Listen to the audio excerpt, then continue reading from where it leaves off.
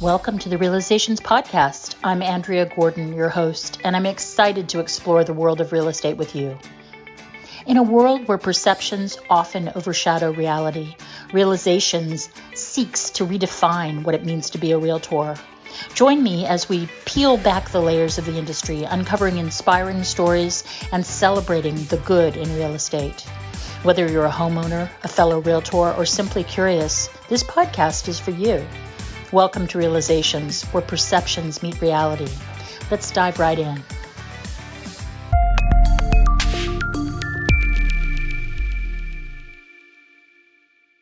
Welcome, everyone. I'm Andrea Gordon. I'm your host on Realizations, the podcast about everything real estate. Today, I am unbelievably honored to have Leonard Steinberg with me, and I'm going to venture into his life in real estate in just a moment here. Welcome, Leonard. I'm so excited to have you here. Thank you for having me. Well, very wonderful. So my very first question to you is, what do you do? Who are you? Well, I'm primarily a real estate broker, but I hate to use the word broker because I think what I do and I think what most brokers really do is, yes, we facilitate the transactions, but more than that, I would say 95% of my time it involves doing everything around transactions and big picture thinking and advisory long-term and thinking about all things real estate related. And that is my day job. And then I have a part-time job, which is my role, which is a corporate broker for Compass, where I am known as the Chief Evangelist, which is odd title, but it's the only real estate brokerage, I think, in the world that has someone very dedicated to the welfare of the culture of a big company. And especially in real estate brokerage, I think that is rare, and maybe in brokerage more important than any other industry where residential real estate brokerage has had a very bad reputation, even more so recently. So I think the role I play is very important in helping unite our organization and our people all around the country, around the globe. And that's the job. I start around 4:45 in the morning and hopefully get done by 7:30 in the morning if I'm lucky. Well, I read you literally every day. And for those of you who don't know, Leonard writes this incredible piece every single morning where he, first off, he highlights a beautiful listing from one of the thousands of agents across the country. And it makes you understand the scope of the work that we do, because we see, properties in Florida, in Minnesota, in North Carolina, in California. And so it gives you an idea of this whole family of realtors who are working within Compass. And it's really marvelous that way. The other thing that he does is to bring all sorts of statistical information to us about what's going on in the economy. And also usually has a very interesting opinion piece around something that's happened to him related to real estate, but maybe not related to real estate, maybe just related to being human beings out in the world. And well, direct and indirectly related, let's put it that way. Yes, exactly. Exactly. And I read those, they're always marvelous and kind, which I think is really important. I firmly believe that Compass is the greatest real estate company in the world. And I think that part of what makes it the greatest real estate company in the world is the people. Really seriously, it's the culture behind it. I just had the great, wonderful experience of going to the NorCal kickoff this year. And, there were over 400 people in the room who are all completely dedicated professionals to this field. Robert Refkin himself came and spoke about the three-pronged approach that we are now doing towards marketing our properties so that we can come up with really, really accurate pricing out in the world before days on the market start accumulating. And we had somebody there from new development. Compass is engaged in new development in many, many different places. It was really a riveting experience. So, Leonard, how did you get into real estate? Please tell me. Well, I almost got into real estate at the age of 6 years old when I put a for sale sign up on my parents' home, and a neighbor, Mrs. Babalatakis, came running over with her checkbook and said, "How much?" She wanted to buy the house for her daughter, and my parents were baffled, but the sale did not happen. And then flash forward, I think it was in my early 30s that I got into real estate brokerage mostly on a whim, just to see what it was all about and maybe learn something new after a failed career in fashion. But I had already started building. I'd started to build two townhouses in Dallas, actually, which is where I started my fashion career. And Okay. I always had the real estate bug. And I remember even as a young kid in my early teens going to open houses on my own, and the listing agent was baffled because I'd show up and they'd be like, "Where's your mother?" No, I'm looking. That's So so I've always cute. had the real estate bug. And so I've been in the business for over a quarter century. Very cool. And in that, there seems to be sort of a commonality between fashion and real estate in some ways, in that the many layers that are involved in taking a design from the first drawing all the way through to the actuality of it, through to getting it sold into department stores, what have you. Um, what was your role in fashion?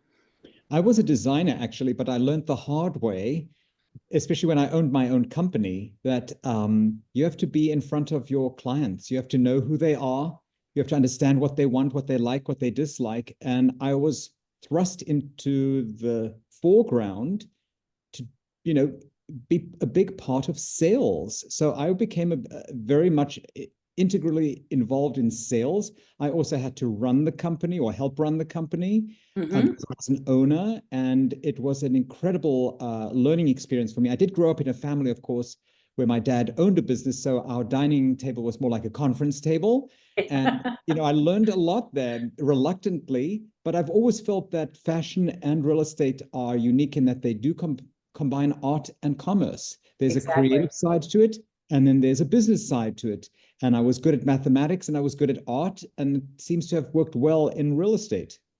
That's very, very cool. I too, I came from a background where my mother was an opera singer and my dad was a concert pianist. And when I was about 8 years old, my mother sat me down and very earnestly said to me, I never want you to learn how to type because I never want you to be a secretary. So fast forward to me in graduate school, paying people to type my papers for me. Practical. Exactly. But I also had real estate background with my great uncles were huge developers in the Bay Area, as well as my uncle Andres, for whom I'm named, was one of the main builder developers in San Mateo County and in actually in part in Alameda County. So I'd be at parties and people would be drawing houses on cocktail napkins and things. And so it was a kind of an interesting sort of very, very schizophrenic childhood in that regard. I unfortunately don't come from the wealthy real estate side, as you can probably imagine. but but in terms of how people end up in real estate, one of the things I think is really interesting is that for a lot of people, it's not a first career, it's a second career, or possibly even a third career. A lot of people are lured into it thinking that it's easy, which it is not. But they think it might be because they think you can make your own hours, and they think that you can somehow magically go like this and sell a house. It's not really like that. And all of us that are in the trenches doing this understand what all is truly involved in doing it. And I think that's another reason why I think that fashion and real estate are somewhat analogous, in that you have this beautiful thing that people think, it's like it fits into their imagination. It's what they want, their dream house, they're this, and they think that it's going to be some beautiful fantasy from start to finish. Whereas in actuality, there's a lot of effort and energy that goes into every aspect of it all down the line. Um, my biggest question to you today is not a softball question, I'm sorry to say. It has to do with these NAR DOJ lawsuits, the commission lawsuits, and where you think real estate is headed and going. Yesterday at the kickoff, um, one of the speakers, whose name I'm spacing right at the moment, who used to own Pacific Union, who's now involved. Anyway, he was talking a lot about how different companies are bypassing real estate that used to actually use real estate as the funnel towards the consumer, and now they're going straight to the consumer, like different lending companies, different title companies, different services that used to use us as the conduit to that person. And it worried me a little bit. It made me feel like this was a part of the ramifications of what's been going on. What would you say to that? I think there's always going to be a market for that. I think there will always be a direct-to-consumer need as it relates to affordability. I think that is inevitable. But I think it's very important for us to remind ourselves, what is the average price point you sell? At Compass, it's over $1 million. And we aren't just in San Francisco, Manhattan, Miami. We're across the country. So if you go to Highland Park, Dallas, they're selling houses for $20 million there. If you go to a great suburb of St. Louis, there are incredibly expensive homes. Same in pretty much every major city around the United States of America. The wealth factor is where home ownership for the most part lies. And I've always found that the wealthy amongst us, and I'm not talking about billionaires, I'm just talking people who are wealthier, even people who aren't that wealthy, but very, very, very busy, don't have the time to learn the extensive skill set you need to navigate a whole wave of things on your own. And advisory has value. Quality advisory has value. So I think the levels of professionalism in what we do has to be elevated dramatically. I think a lot of people deliver that already, but I think there's opportunity to elevate that even further. And in that lies value. I think, sometimes I say, well, I'm going to find a plumber and I'm going to find a carpenter and I'm going to put this room together. And then I realize, yeah, but that general contractor who really knows the sequence of events and understands who does better quality than others, and the certain subtleties that are involved in a much more complex process than most people want to anticipate or assume, really showcases that there's this narrative out there as to what it takes and how much, these people who are coming into the world are saying, I can do it quicker, cheaper, easier if you do it directly. They never mention the complexities of the process, the subtle nuances, and more importantly, the enormous risks you take when you're doing it on your own. There are enormous risks you're taking when you're doing it on your own. I've always done, I'm a major hypochondriac. So I consult with Dr. Google on a regular basis, and I have all kinds of testing done and everything. And then I go to my doctor and I say, well, what about this? And he's like, well, actually, this is really what's happening. And these are the things you should be watching more closely. And then I'm like, oh, I'm an idiot.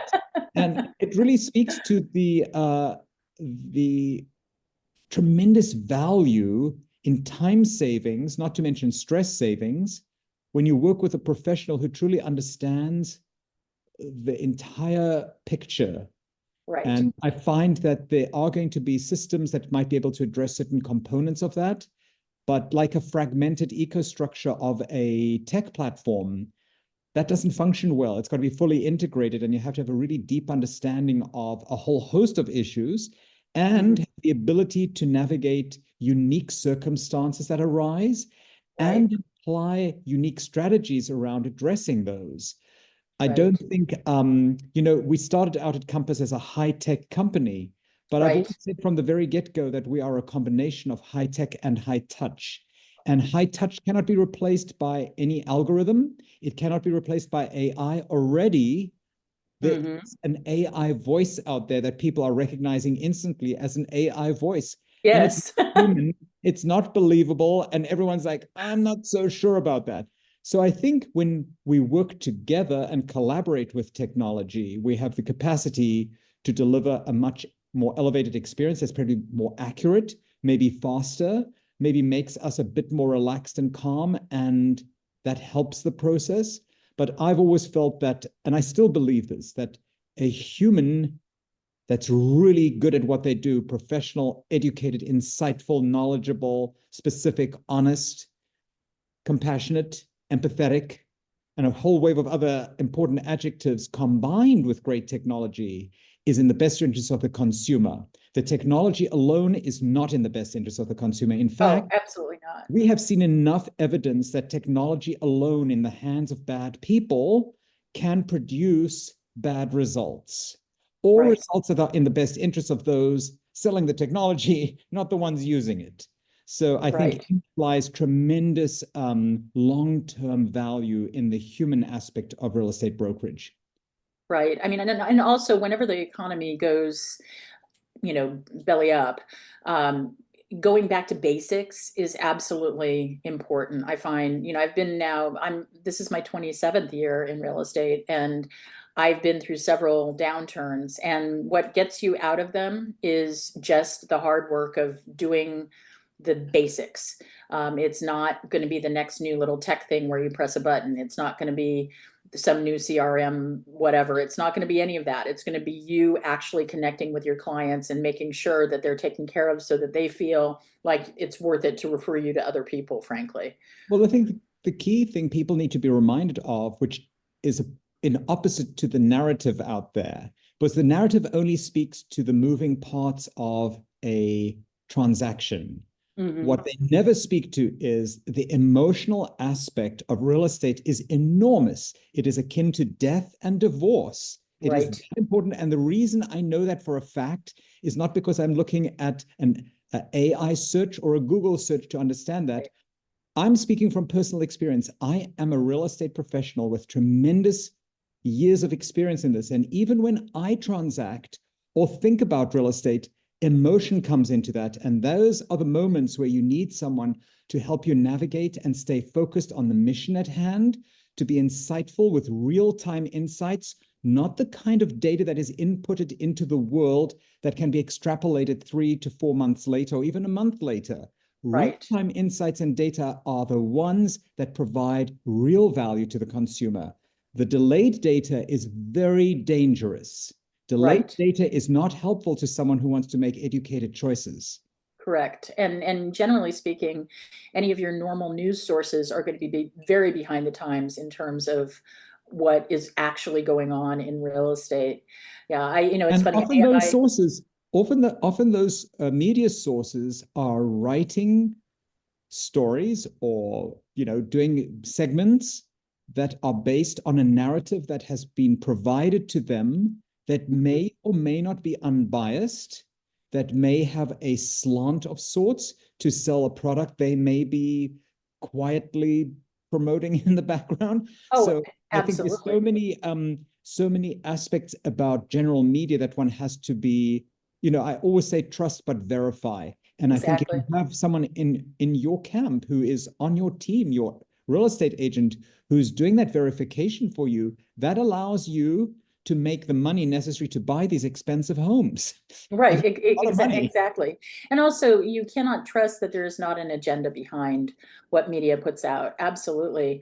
I'm doing my PhD right now. I'm taking one class a semester or sometimes two. And so by the time I'm 80, I'll actually have my PhD. But one of the things that's very interesting, my husband says I'm getting a degree in woke, but one of the things that's very interesting is to see how much bias is in our everyday lives and to see that you sometimes don't even know where your bias is coming from, and learning how to research and learning how to create a pathway for yourself that is free of as much bias as possible or takes into account what your potential bias may be is absolutely crucial. Well, I um, think bias is human. And mhm. I don't think we should berate ourselves for being human because I think everyone has biases that they do or don't recognize. And I think some of those biases do come and stay. I personally think the word woke has been so like destroyed that we need a new word for that. And maybe Yeah, what the word should be is awake. Awake being aware to certain things, to be aware of your own actions and words I so love that you that. recognize the empathies and the acknowledgement, at least, of certain things to make the world a better place for everyone, not just yourself. And I Right. think if we could take the word woke and throw it away and start out with a new word, I think everyone would be much, much better off. And one of the things that I discovered about AI is AI wants to help you. So while I was doing an annotated bibliography for one of my classes, I thought, oh crap, I'll just have AI do it.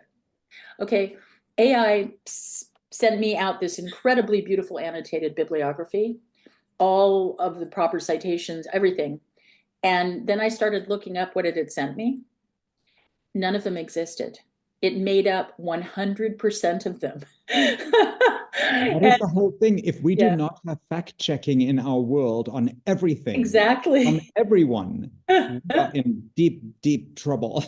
We Yeah. have So to I fact actually had to go back and do the work on that, but it was kind of funny to me. I was like, oh my God, that's amazing. One thing we need to acknowledge about these AI searches as well, for everyone who really cares about the planet, you need to know that when you do an AI search, that is using an extraordinary amount of energy, an extraordinary amount of water to cool the systems that are generating that energy. So everyone who does an AI search or plays on their TikTok or Facebook or Twitter or anything, just know that that is not being as green as we'd all like to be, because I see a lot of people messaging all kinds of green messages while consuming a lot of the planet's resources. So I think there is hypocrisy amongst everyone. And I think it's being aware of those things is invaluable in our ability to become better. I always have said repeatedly that without complete, accurate, honest inventory, there are no real solutions. And I think Correct. it applies to everything and everyone in all that we do, especially in real estate. I learned that from my dad's business.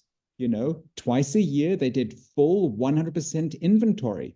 They Mhm. counted every little thing, everything, whether they Right. liked it or not. Right. And that is how you run a business.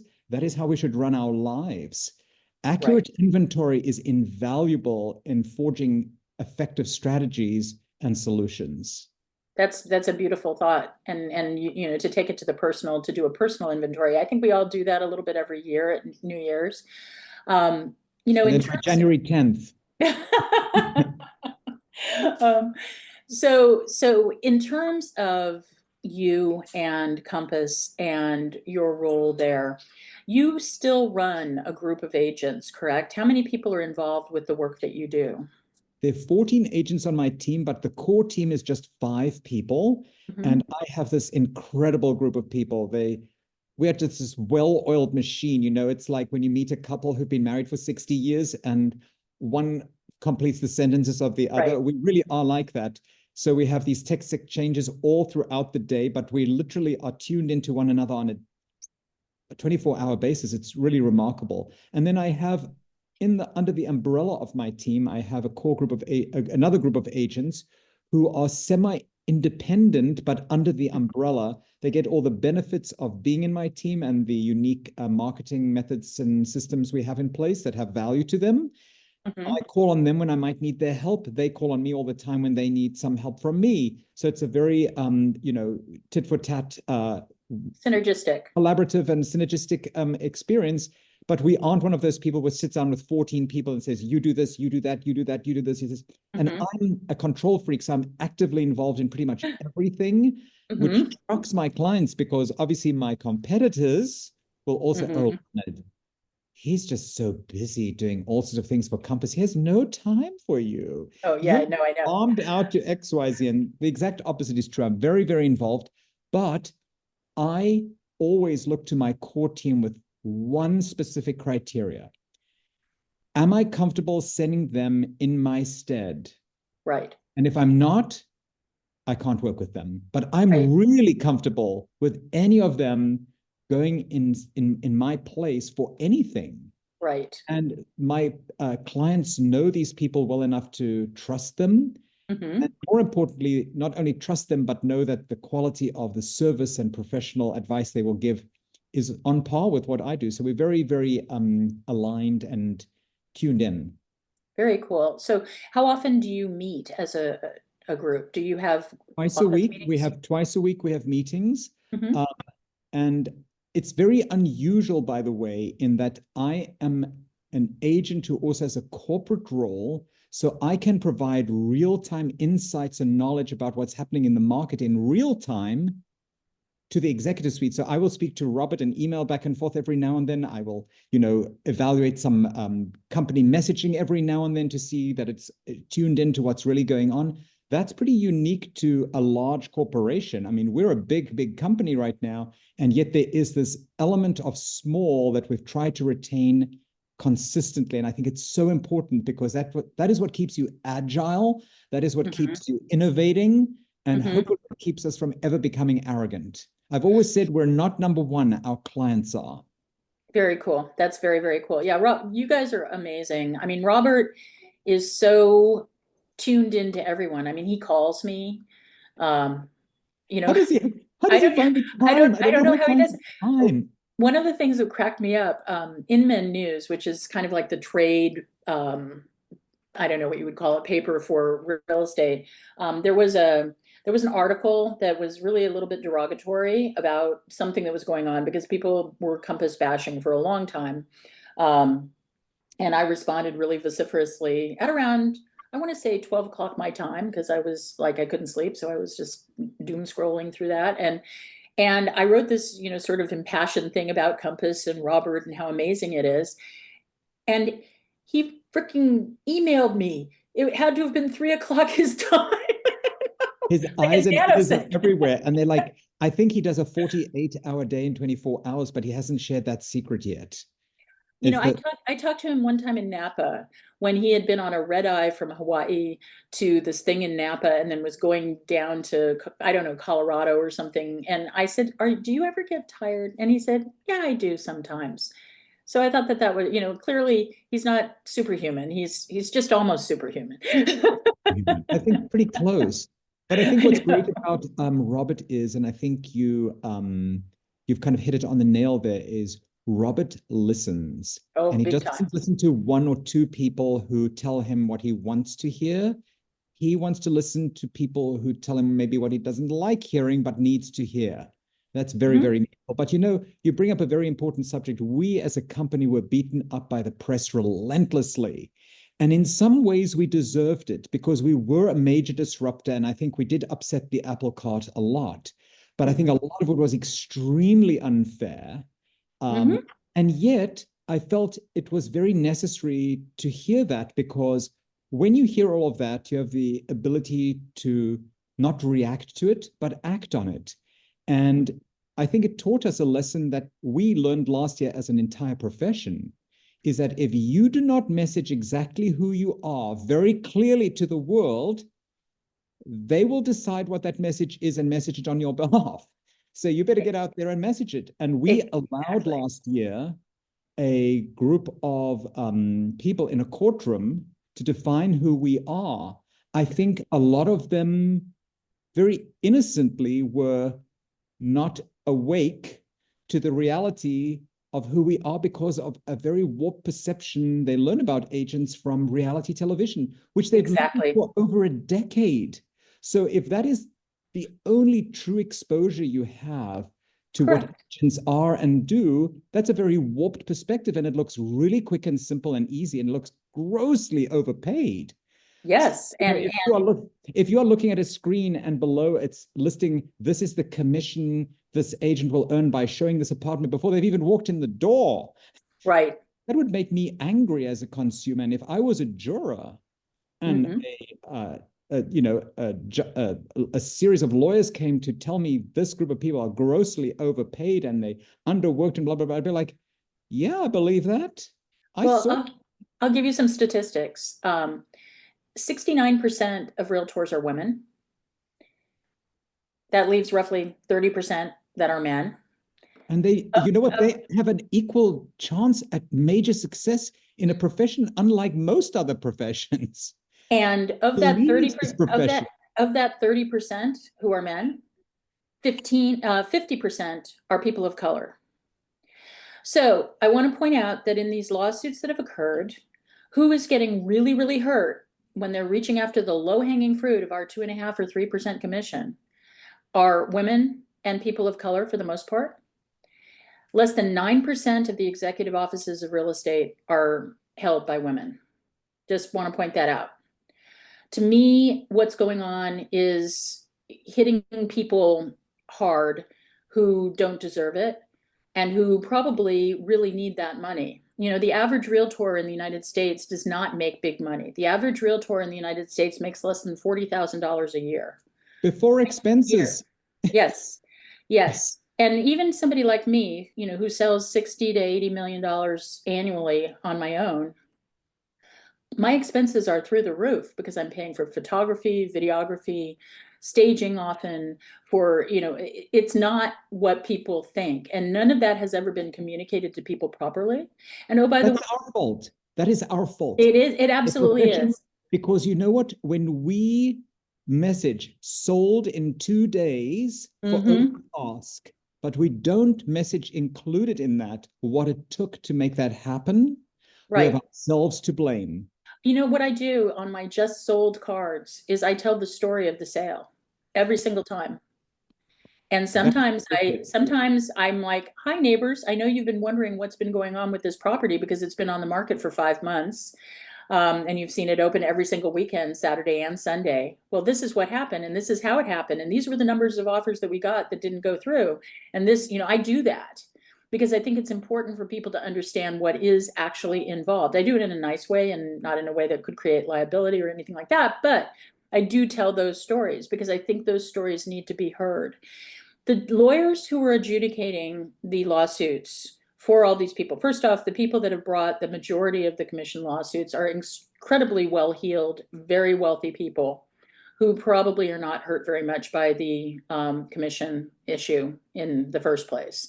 And I also don't believe, because I haven't met this wealthy person yet who doesn't question a commission and try and negotiate it. I haven't met that wealthy person yet. Maybe I'm alone, but I haven't met that wealthy person yet. Right. The lawyers that are adjudicating those lawsuits are being paid their standard professional fee of 40%, 30 to 40%.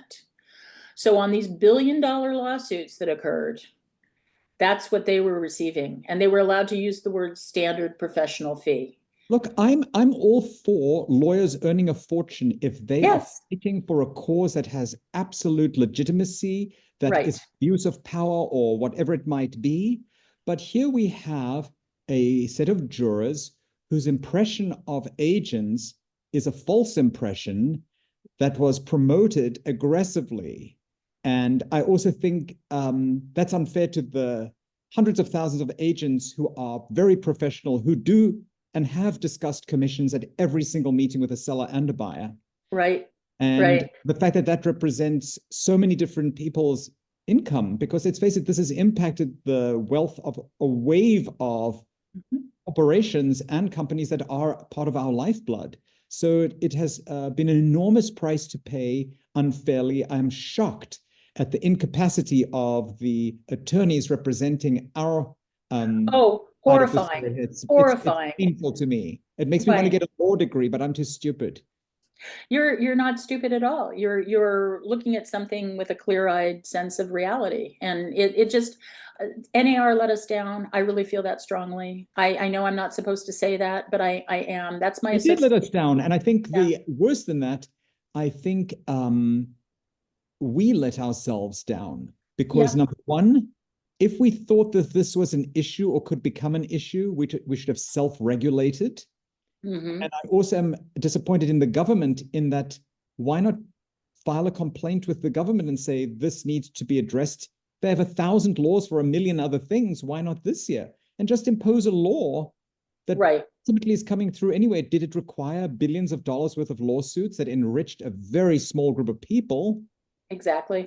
That doesn't seem to me like a benefit to the law. I don't think that benefits the consumer. It doesn't benefit the consumer, and all it does is confuse them further. And the other thing that happened in all of this is that to create this kind of netherworld between listing agents and buyer's agents, and what would have made a lot of sense would have been to say, okay, buyers pay their agent. Okay, sellers pay their agent. That would have been clear. But now we have this weird world where your seller comes up to you and says, do I have to pay the person? And the buyers are like, we don't have enough money. If we have to pay you, then we can't offer that amount. And so you've created this problem where none existed before, really. And it's really nuts. And it's not, I've always said that any policy or any company or any action you do in the commercial world that benefits the consumer, that is a real benefit to the consumer, will be successful. But those that aren't won't be. And this is one where it's really of no benefit to the consumer. The benefit to the consumer would be to have a law in place, disclose commissions and how they're paid. period. And Yes, all sellers and buyers have the right to negotiate commissions. You know what? I've negotiated commissions with pretty much every seller I've ever worked with. Now, did right. I win? Most times, yes. Or did I get the commission that I feel I'm entitled to? Yes. Did I walk away from those who weren't willing to pay the commission? Yes. And 95% of them came back to me in the end anyway. So I Mm. think the key message is that we have been very bad at messaging exactly what we do, because the Yeah, people who know what we do are perfectly happy to pay us because they know what it exactly. entails. Exactly. They actually, we've been really, really bad at communicating our worth. Terrible. That and letting other, and one person at a time as a realtor, you're able to do it. But it's not broad enough and big enough to combat things like these reality television shows and or the Department of Justice very, very, very badly going after things without having any understanding. I mean, there's so many things where things are legislated without having any idea of the unintended consequences of those actions. Like in our area, we have a sewer lateral ordinance. Back in 2008, when people were losing their houses right and left and people were selling things short, 2007, 2008, there'd be an old lady on a hill who had a sewer line that was 300 yards. Well, that's a $30,000 or $40,000 sewer line. Okay. The buyer who was buying her house was FHA. They were putting 3% down. They didn't have the money to pay for that sewer line. So that elderly lady loses her house because of a point of sale sewer lateral ordinance and the way the legislation was written. Banks were exempted from having to pay for sewer lateral lines. So the bank had the right to not deal with the sewer lateral line, but no human being did. Um, so that was an unintended consequence. If they had talked to one realtor, one plumber about it before they legislated that, but as it happened, it was a big bonus for the city because most of these lines break where the sewer is attached to the city line, by the way. Yeah. And it's also causing all of our roads in our area to turn into patchwork quilts because they require the consumer to pay for the asphalt on the road where it meets with the city line. Sinkholes have developed because they don't compact the asphalt properly. This could have been avoided with a $2 per person property tax, by the way. They didn't want to increase taxes, so they created this ordinance. And then the end result is a lot of pain and woe for a lot of people and a big, huge bonanza for plumbers, I might add. Oh, So yeah. And by the way, everyone who's grumbling and complaining about insurance costs, go take a close look at the volume of fraud in insurance claims. Sometimes I see people and they go like, yeah, we had a leak in the apartment and we were looking for a $40,000 a month rental. And I was like, whoa, who's paying for that? The insurance company's paying for right, that. It's like, right, so if the insurance company is paying for that, that means I'm paying for it eventually in my insurance premium. But if you look exactly, at that and the volume of fraud that goes on, where the roofer comes in and says, well, it's $15,000 for the roof, but do you have insurance? Ooh, exactly. 4,000. Yeah, So eventually we all pay for that. It's like right, someone absolutely. jumps the turnstile on the subway. Someone's going to pick up the tab sooner or later. There's no free lunch. Exactly. And one of the things that I have also learned from doing this podcast, which has been an incredible experience, is that I've talked to realtors from all over the country, which you do every day. And real estate is practiced slightly differently, literally everywhere. And I think that that's also another kind of problem that we have, which is how do you streamline all of this so that legislation can be effectively created that works within every single municipality and state? And And it's difficult because I think we're very much, a state by state, city by city. I've often found that doing business in New York City versus Brooklyn can be different, and that's the same city. You yes, cross the river and it's very different. So I think that is not going to go away because no, every territory wants its own way of doing things, and it's almost like accents. The accent in New Jersey is slightly different to New York, is slightly different to Long Island. How did that happen? yeah, no, it's really really true. I actually a long time ago saw a beautiful thing on PBS about how accents occurred. Do you remember when I can't remember his name now. He was an older gentleman who did a bunch of really interesting documentaries on all kinds of minor historical things, like how certain people on an island in New England spoke probably the way people did in England in Shakespeare's time, and things like that. It was just it was. Oh, I'll never remember it. I'll remember it at 3 o'clock in the morning. And then I have the fake British accent from South Africa because I went to the Upper East Side for a tea. It happens. Well, it's a lovely accent. And you have taken so much of your time with me today. I am so appreciative of you and all you do. You make my world a better place, and I'm really grateful to you for it. As do you. Thank you so much. All right. Well, thank you for being on the show today.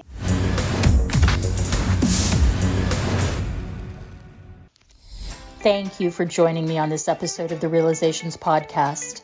I hope our conversation has shed light on the true essence of real estate and the people behind it. As we wrap up, I want to extend my gratitude to our listeners for their support and engagement. Your feedback drives the heart of this podcast, and I look forward to continuing this journey with you. If you enjoyed today's episode, please consider subscribing to the Realizations Podcast and leaving a review. Your support helps us reach more listeners and spread our message of positivity in the real estate industry. Until next time, remember to keep an open mind, embrace empathy, and always seek the good in every situation. I'm Andrea Gordon, signing off from Realizations. See you next time.